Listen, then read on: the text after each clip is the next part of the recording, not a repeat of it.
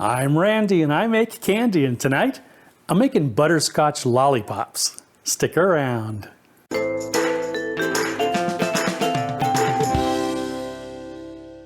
Greetings, my confectionery compadres, and welcome to Randy Makes Candy, where I help you make tasty treats that people love to eat. You may have heard me say how much I enjoy making vintage candies. Well, the Library of Congress has a ton of digitized and searchable entries. And the other day I searched for candy recipe and got over 1,000 results, dating back to 1874. So tonight's recipe comes from the Candy Book, published in 1914. Sounds pretty vintage to me. What do you think? If you're interested in taking a look at it, I've left a link in the description. As always, I'd love to hear about your results if you decide to make your own butterscotch lollipops, as well as suggestions for other recipes you'd like to see in future videos. For this recipe, I used 3 cups of light brown sugar, 1/2 cup of water, a pinch of cream of tartar to help control crystallization, 3/4 of a cup of melted butter, and 1 teaspoon of lemon extract. I'm also using a large pot, a spatula, a thermometer, a lollipop mold with sticks and wrappers, and a spoon. Okay, let's party like it's 1914. Prep the molds by giving them a quick hit of cooking spray. Wipe the cavities with a paper towel, leaving just a thin film of oil.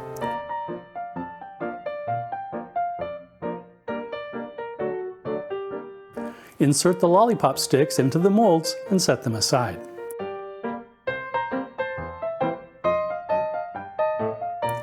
Place the sugar and water in a large pot and heat, stirring occasionally until the boiling point is reached.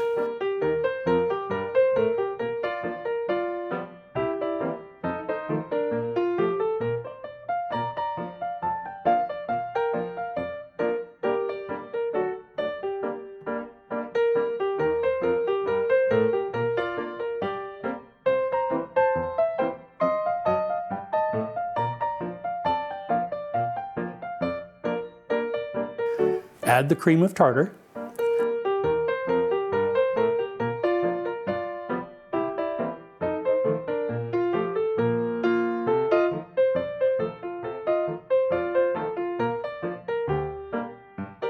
Now, I'm going to deviate a little bit from the recipe here. At this point, I'm told to cover the pot and allow it to boil for 10 minutes. That seems a little self-defeating to me. The whole reason I'm boiling it is to remove enough water to make a hard candy. But the lid's going to hold the water in, drastically slowing the evaporation. So I'm not going to do that. Forgive me, Grandma. I will, however, cover it long enough to wash any crystals from the sides of the pot. Okay, back to 1914. Remove the cover, then cook to 310 degrees Fahrenheit.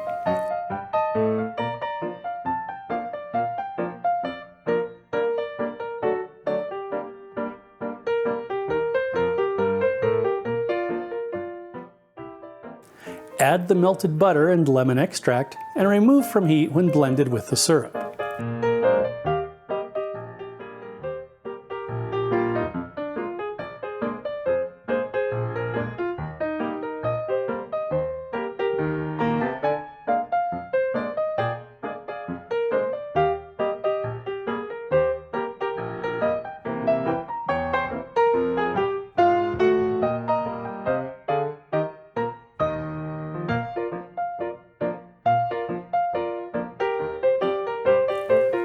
At this point, it says to pour the syrup into a buttered pan, but since I'm making lollipops, I'm going to spoon the mixture into the mold. Leave them on the counter to set, then remove the lollipops from the mold and wrap them up.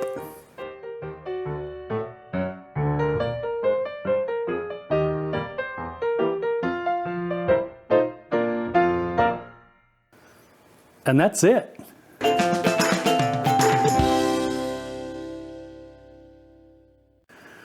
Okay, let's have a taste. I'm just going to have a little bit of the leftover candy instead of eating a whole lollipop. Slancheva.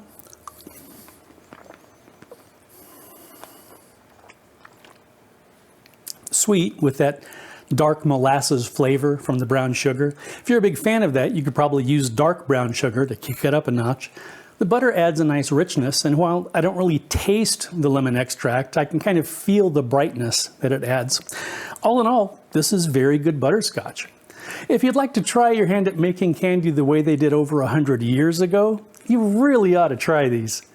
And if you'd like to see some more of these historical candy recipes, please let me know in the comments. If you enjoyed your time here in the Candy Kitchen, please like, share, and subscribe. Thanks for sticking around, and I hope you'll join me next time. I'm boiling it to reduce enough no. And if you'd like to see some more of these